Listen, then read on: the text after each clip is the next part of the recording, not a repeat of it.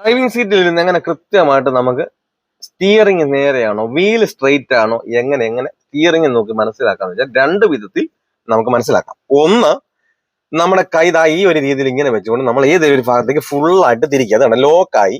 അതിനുശേഷം നമ്മുടെ കൈ ഇതിൽ നിന്ന് ഇറങ്ങാതെ ദാ ഇത് കണ്ടല്ലേ, ഇവിടുന്ന് നമുക്ക് ഇങ്ങനെ അറ്റം വരുന്ന വരെ എത്ര നിന്നുക, 1, 2, 3, ഇത് കണ്ടില്ലേ, ഈ വണ്ടിക്ക് 3.5. അപ്പൊ ഇതിന്റെ പകുതി എന്ന് പറഞ്ഞാൽ എത്രയാ, 1.25. ഇത് കണ്ടില്ലേ, ഞാൻ 1.25 തിരിക്കാൻ പോവാണ്. 1.25 എന്ന് പറയുമ്പോൾ മേളിൽ വരും, കണ്ടാ 1.25. അപ്പൊ വീല് നേരെയായി. ഇപ്പൊ ഈ ഒരു രീതി ചെയ്യാം. അതേപോലെ തന്നെ നമുക്ക് വേറൊരു രീതി ചെയ്യാന്ന് ചോദിച്ചു കഴിഞ്ഞാൽ, ഇത് കണ്ടില്ലേ, ഫുള്ളായിട്ട് നമ്മൾ തിരിക്കുന്നു. എന്നിട്ട് നമുക്ക് ഇത് കണ്ടില്ലേ, T അക്ഷരം പോലെ ഇത് നമ്മുടെ മടിയിൽ, അതായത് ഇത് ഈ സെന്ററിലെ ഭാഗം, ഇത് നമ്മുടെ മടിയിൽ രണ്ടാമത്തെ പ്രാവശ്യം വരുമ്പോൾ നേരെയാകും. 1, 2. പലരും എന്ത് ചെയ്യുന്ന വെച്ചാൽ ഇങ്ങനെയൊക്കെ കിടക്കുന്ന സമയത്ത് ഇത് 2 കൊണ്ടുവന്നാൽ നേരെ ആവില്ല എന്ത് വേണ്ട, ഇങ്ങനെ കിടക്കുന്നിടത്തുനിന്ന് 1, 2 ഇങ്ങനെയൊക്കെ തിരിക്കും. കേട്ടോ, വീല് നേരെ തിരിഞ്ഞിരിക്കും. അങ്ങനല്ല, നമ്മൾ നേരെയാണെന്ന് നോക്കുന്നത് ഏതെങ്കിലും ഭാഗത്തേക്ക് ലോക്ക് ചെയ്യുക.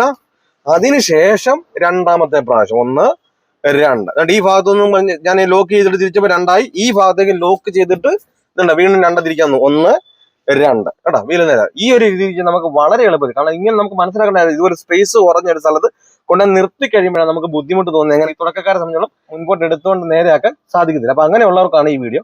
അപ്പൊ നിങ്ങൾക്ക് എന്തായാലും യൂസ്ഫുൾ എന്ന അത് കമന്റ് ആയിട്ട് തന്നെ രേഖപ്പെടുത്തുക.